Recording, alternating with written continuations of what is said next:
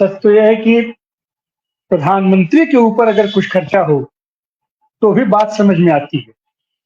प्रधानमंत्री in sense कि देश के लिए अगर वो काम कर रहा है, देश के हित में काम कर रहा है, देश की जनता के लिए काम कर रहा है, देश के शासन प्रशासन के लिए काम कर रहा है, तब तो बात समझ में आती है। और उसके लिए भी उसको तनख्वाह मिलती है, बाकायदे देश उसके लिए तनख्वाह देता है।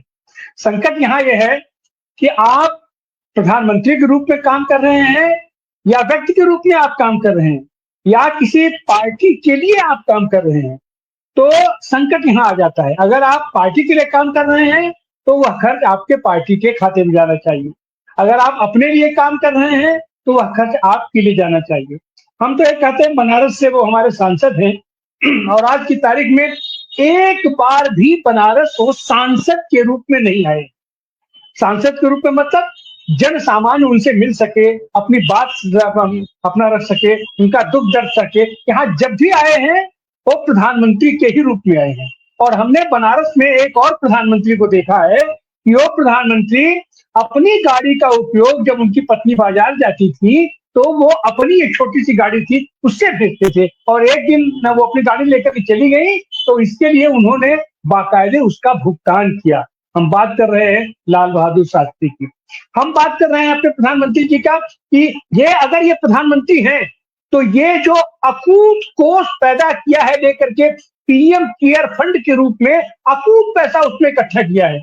और अगर वो पीएम केयर फंड है, तो उसकी बात आप क्यों नहीं करते? उसमें कितना पैसा आया, क्या आया, कहाँ गया, वो किसके लिए उपयोग हुआ? तो इसलिए हम तो ये कह रहे हैं कि ये केवल प्रधानमंत्री का लोगो सामने लेकर के ये अपने लिए क्या, अपने चंद मित्रों के लिए काम करते हैं, कारपोरेट के लिए काम करते हैं। क्योंकि प्रधानमंत्री किसी कारपोरेट के व्यक्तिगत जहाज में बैठकर यात्रा नहीं करता है।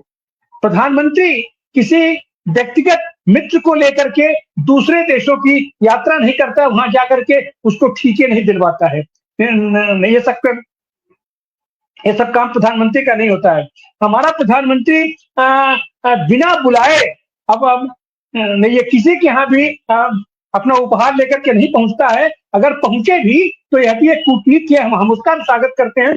लेकिन अगर वो देश के लिए जाए, तो अगर वो देश के हित के लिए जाए, तो किसी मित्र के बिजनेस को अगर बढ़ाने के लिए करता है। और इतना ही नहीं, आज तक तो हमने तो मतलब ये देखा कि आज तक कोई भी प्रधानमंत्री कहीं का किसी भी कारपोरेट के किसी वस्तु का प्रचार करते हमने नहीं देखा है।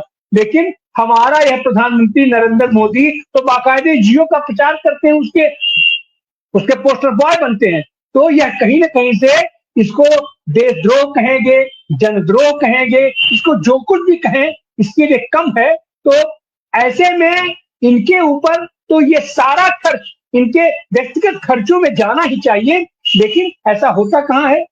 और हमारा प्रधानमंत्री कहा जा रहा है 24-24 घंटे काम करते हैं। अरे आप क्या काम करते हैं? 28 देशों की आपने यात्रा कर दी। अरे आपने क्या किया यात्रा? अगर आप प्रधानमंत्री का टैग लगा करके अगर आप बाहर भी जाते हैं, तो आपने इतने दिनों में 12 सालों में एक भी मित्र आपके पीछे नहीं खड़ा हुआ। आखिर इसका क्या कारण था? आपने जो प्रधानमंत्री के रूप में आपने जो सौदा किया, यहाँ पर अच्छा सौदा किया है, और खास करके हम चर्चा करेंगे राफेल की, तिगुना दाम पर आपने उसको खरीदा। तो जाहिर सी बात है कि देश के संपदा का आपने दुरुपयोग किया। और उसका हासिल क्या हुआ?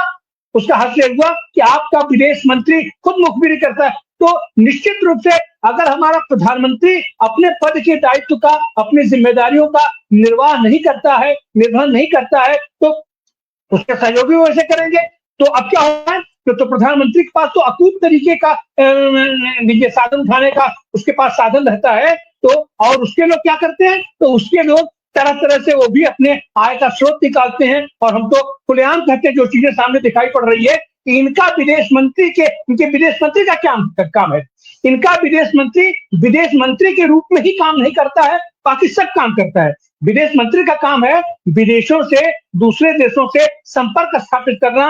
लेकिन नरेंद्र मोदी जी प्रधानमंत्री पद की गरिमा को ताक पर रख करके तमाम देशों की यात्राएं इन्होंने की है।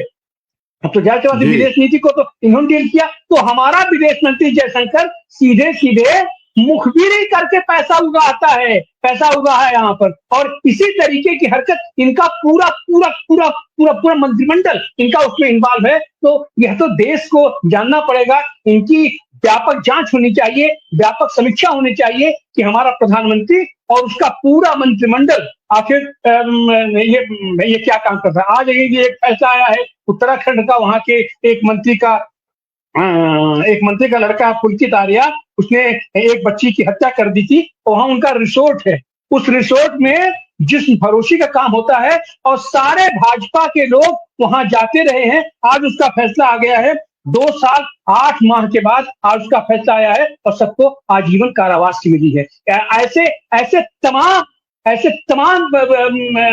ये केसेस हैं। इनकी लोकप्रिय, इनकी सबसे ज्यादा प्यारी स्मृति ईरानी का भी वहां पकड़ा गया था गोवा में, उस पर भी, लेकिन इसका कहीं कोई चर्चा नहीं होती है। तो यह बहुत ही दुखद है हमारे प्रधानमंत्री के ऊपर लेबल लेकर के। जी।